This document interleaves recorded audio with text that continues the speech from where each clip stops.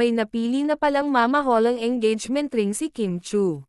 Bago pa man nagkaroon ng hindi pagkakaunawaan at mabigat na problema ang dating magkasintahang Kim at Sian ay magkasama silang nagbakasyon sa Paris. Marami nga daw sa mga fans nila ang nag-akala na kaya sila nagbakasyon magpo-propose na daw ang aktor sa aktres ngunit magpahayag agad ang aktor na wala pa daw naganap na engagement.